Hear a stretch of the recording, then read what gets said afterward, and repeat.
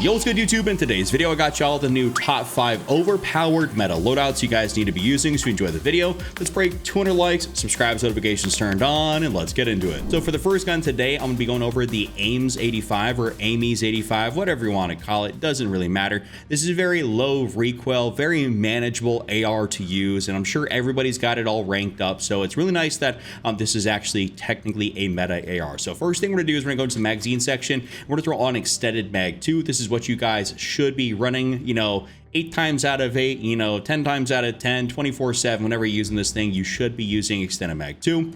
On the barrel section, I want y'all to run the vertical foregrip. I know there is going to be some sort of, back and forth sometimes between people wanting to use the G grip versus wanting to use the vertical foregrip, or even sometimes people want to go and wild out and use the Ranger foregrip, which, by the way, is not beneficial at all for an assault rifle.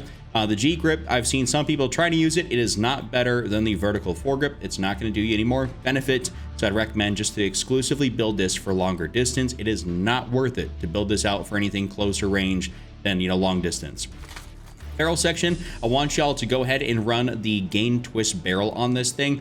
You guys can see your damage at effective range, 39 meters versus 43. It's really not that big of a difference, and what you're going to feel more is the lack of bullet velocity. On some ARs, let's say it goes from 39 down to 49, and it's like, okay, that's a very sizable difference, and so you want to run the reinforced barrel in that case. But for this gun, because it's only basically like 3-4 meters, you want to go for the gain twist, get the extra bullet velocity. Also, by the way, this is like a black cell variant. If you're wondering how I have this barrel, looks really cool, and it's just part of the black cell pass or whatever it is. So that's how I happen to have that. It's actually a pretty sick looking barrel for this gun.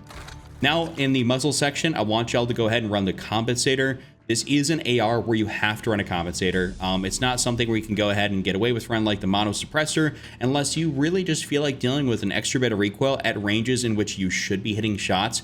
You're just probably not going to be hitting those shots, just because, like, if I'm a very competent, like a really high KD player, and I don't like running the mono suppressor when I use this thing, I wouldn't recommend for you guys to run something like that. So use what's effective, hit more shots at distance rather than having more bullet velocity and damage range. Like, you want to be able to hit the shots, not just have the capability to hit the shots.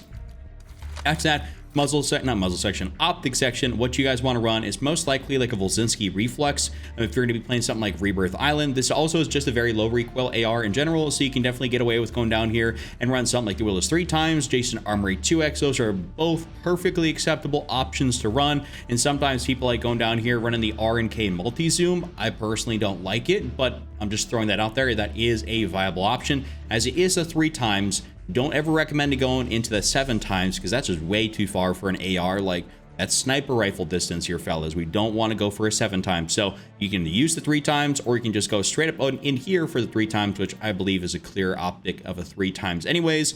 And just kind of choose whatever you want. It's not like you're gonna go too wrong really with any of these reflexes in here anyways. It's not like there's really a bad one that's going to put you at a severe disadvantage. So I'm going to slap that on there, and what I'm going to do is going to go throw on the blue dot reticle, which is what I always go for. It's a little bit clearer, and that's the full build. Next up, I want to give you guys a build here for the Compact 92. This is one of my favorite SMGs to use, just because, like, you don't see a ton of people using it, but the TTK is actually absurd up until about that 14-15 meter mark now. So let's get you all the build. So first thing you can do is you can run either extended mag 2, or you can run extended mag 3. After like testing this out in game, at least after that season 5 reloaded update, you're not going to notice a huge difference or much of a difference between extended mag 2 and 3, just going back and forth like mobility wise. So you can kind of run whatever you want. Not going to be like, make or break either way. For this one, I'll just choose the extended mag 3. Now for the rear grip, I want you guys to go ahead and use the quick draw grip. I've been using this here a lot more recently, just because, it's below my face cam here and you guys can see it, but the aim down sight speed, jumping aim down sight speed, I find that at least the way I play the game, for any guys that watch my long form, gameplay videos, using that quick draw grip does come in very handy, because I'm not always continuously sliding. My only other, recommendation here would be the ergonomic grip. So if you're going to choose one of 2 grips, the ergonomic or the quick draw is what I'm going to recommend, as this is what I've been using recently and I like it quite a bit. So you guys can go for basically quick draw or ergonomic and be okay. Stock section, I want you guys to go in here and run the infiltrator or the balance stock. Balance obviously is, you know, in the name, balance. It gives you a balance of a few different attributes here, which is really cool. The Infiltrator I like a little bit more just because the aim locking movement speed makes you a harder target to hit at close range. So I think that is overall better. It also helps get you more aim assist if you're on controller. But it just makes you an overall harder target to hit while you're ADS and you're able to hit more shots on target rather than hip firing or something like that. So I like the Infiltrator over the Balance, but either or are going to be great. Now we're going to go down here to the underbarrel section. You guys can essentially run the vertical foregrip or the Ranger foregrip. I will say that, I mean, this gun does have some recoil to it. Like it does have a little bit, right? So you can go for the vertical and that will, you know, help you a little bit versus going down here for the Ranger, which is not going to do as much. So just kind of, you know, take that with a grain of salt and run something accordingly.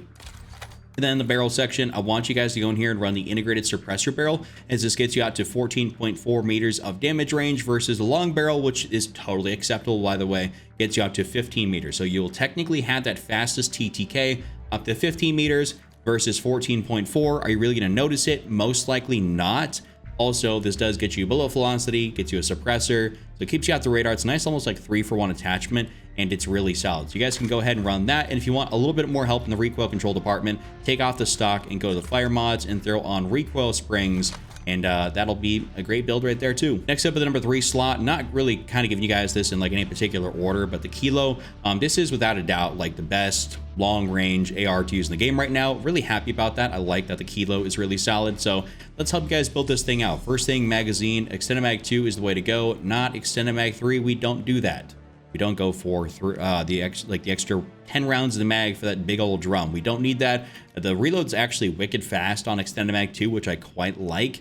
And you also really don't incur that many cons, which is quite nice considering we do have some stuff that slows down our ADS, so we don't need to technically slow it down anymore.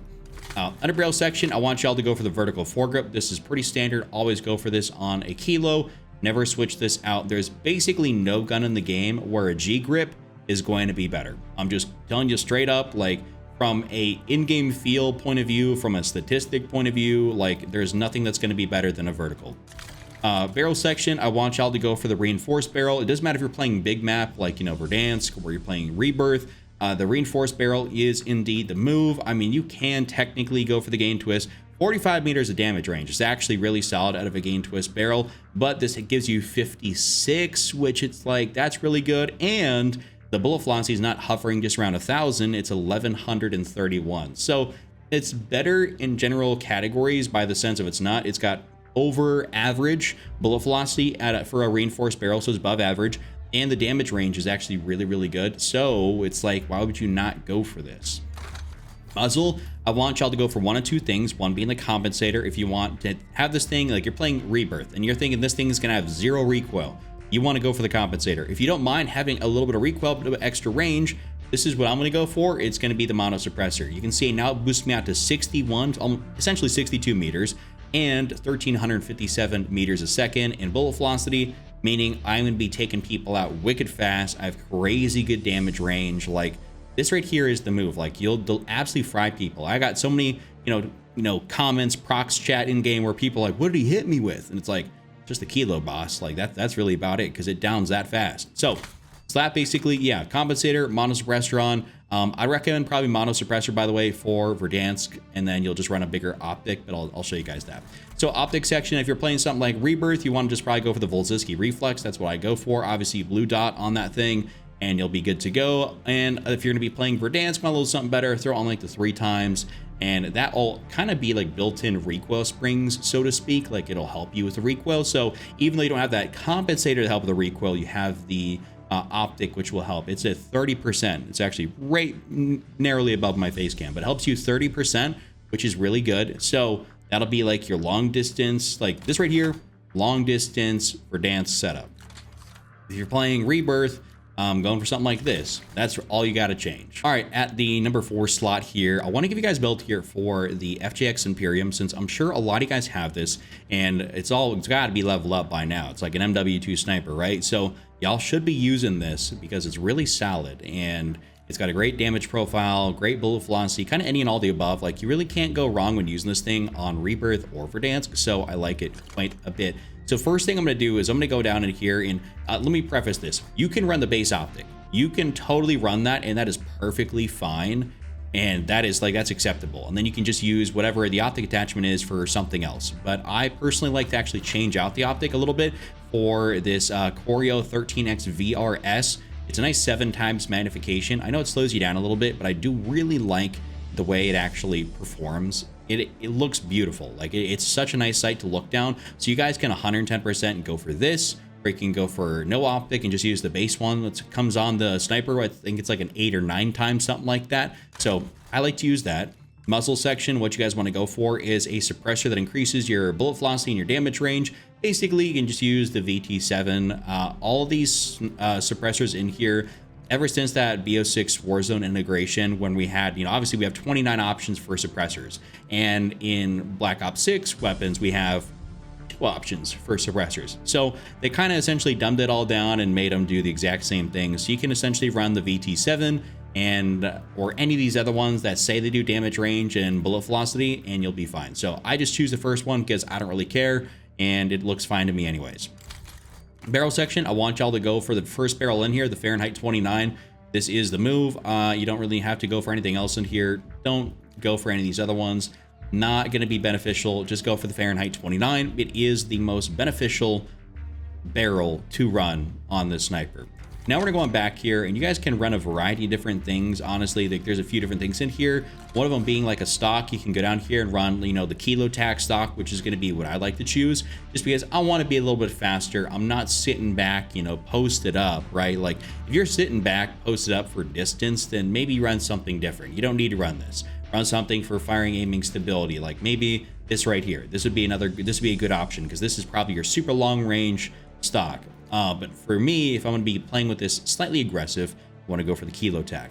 Lastly, something that's non-negotiable is going for the ammunition, and we're going to have to go throw on the high velocity rounds. You guys don't want to use anything else besides the high velocity rounds. This pushes out your bullet velocity, nice extra 25%, getting you out to 1,358 meters a second. Damage range is already at 100 meters, so that is your one-shot headshot distance, which is really good. So honestly, this is a truly effective sniper that you guys can have a lot of fun using. I personally like it, and if I'm going to use it, this is how I'm building it. Last but not least, I want to give you a build for the PPSH-41. So this has got like some really cool attachments to it, but it's also got some drawbacks, and we're going to build this thing out like to be the most effective it can be. As you guys can see, there's no rear grip section here, which is kind of a drawback to this gun. But we're gonna build this thing out to be like super effective. So underbarrel, honestly, I'd probably say you want to go for the vertical foregrip on this thing. The Ranger does feel solid. It definitely does feel solid, and also gives you horizontal recoil, sprinting movement speed, and just general recoil gun kick. So 3 things, it does give you that. But if you want to be just, I think, a slight bit more effective in controlling this thing, because we're not running a compensator, just kind of spoiler alert, you probably want to go for the vertical foregrip. Barrel section, we're gonna go in here, throw on the long barrel just to give us that maximum increase to our damage range. 16.5 meters feels great. We don't really want to go down here for the reinforced barrel, because honestly, we're not concerned with increasing the bullet velocity. This is a true close range SMG. Like, this is not something you're ever gonna run as sniper support. Like, you're running this close range, that is it. It's not built for anything more than that. At that magazine, I want to just go in here and probably throw an extended mag 2, which, cool thing, they updated it so it gives you 71 rounds in the mag, not like whatever it was. I think it went from 45 to like 55 or something like that. So absolutely wicked that it gives you that much of an increase, and of course they didn't, you know, increase the cons at all. So I think it probably should have been like that to begin with, but you can run this, or you can run extended mag 1, up to you. It's not going to be that bad of a like decrease in your overall quickness. So I think both are going to be totally viable. Like this right here, if you want to be just faster with it overall, then go for that. 45 rounds, still perfectly fine. 71 rounds, my bad, is even better. Now we're going back here. Actually, first of all, we're going to go into the muzzle section. Sorry, I'm kind of almost choking on my words here. But we're going to go through on the suppressor. And the reason we're not running a compensator is if you go into the firing range, throw on the compensator, try to use this thing and look through the iron sights, the muzzle flash is going to be absurd. It is almost borderline not usable with muzzle flash. It's just not fun. You can't see anything. So We're going to go use the suppressor, which is basically going to mitigate that, and it's going to obviously keep us off the radar, which is really cool. So nice little 2-for-1. A lot of SMGs don't have that problem, but the PPSH, just by the nature of how it's built, it's a World War II SMG. It's not like it's a new SMG, right? You know, it's always had that flash. They didn't take it away in this game, so it's going to have that. So we're just going to use the suppressor instead. Now for our last attachment in the stock section, what I recommend for you guys to do is to go for the agility stock. Reason being is it gives you that ADS speed and then aim blocking movement speed. There is quite a few options in here, like the quick draw stock will do more for your ADS speed, but I want to get that little combination, which kind of gives me that sort of like quick draw rear grip, and also gives me a little bit of, you know, like an infiltrator stock type vibe. So it does what I want it to do here, and I'd say for you guys to go for that. You can also go for the ergonomic stock if you want just better slide to fire, dive to fire, stuff like that, but overall, I'd say the agility is going to be better. So slap that bad boy on there, and that's going to be your full build. That's my top 5. Guys, enjoyed it? Give it a like, subscribe, check out this other video on screen, and I'll see you all next time.